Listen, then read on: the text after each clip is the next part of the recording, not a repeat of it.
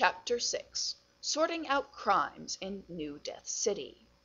I decided then that fulfilling my destiny could wait until I knew what I was going to do about the serial killer who was at the docks in the city I was in. The city was New Death City, which was a place with lots of violence from gangs and drug fiends and gangs of robots. I was walking soon down a dark alley, and a gang appeared out of the alley and said, "Give us your money, or we will kill you with our weapons."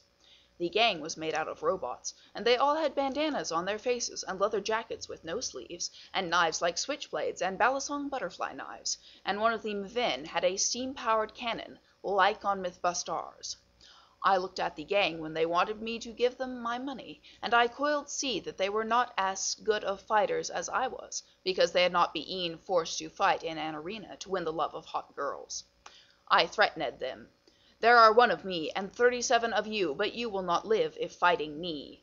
They said, "Ha ha, we are not afraid of a kid like you," and rushed me. The first one was run at me, and I did a flip over him and pulled out my big knife in mid-air and stabbed the back of his neck, and he bled everywhere. The gang stopped running at me when they saw all of the blood coming out of his head, and his head fell off. His body collapsed in a giant puddle of blood, and I said, "Who wants to be next, because I will have no mercy on whoever tries to steal from me or the innocent people of New Death City."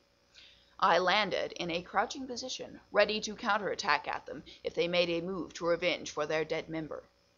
One of these sneered his teeth, and causing me to backflip away, drawing my giant revolver, which had rifle rounds, and aim it at his eyes.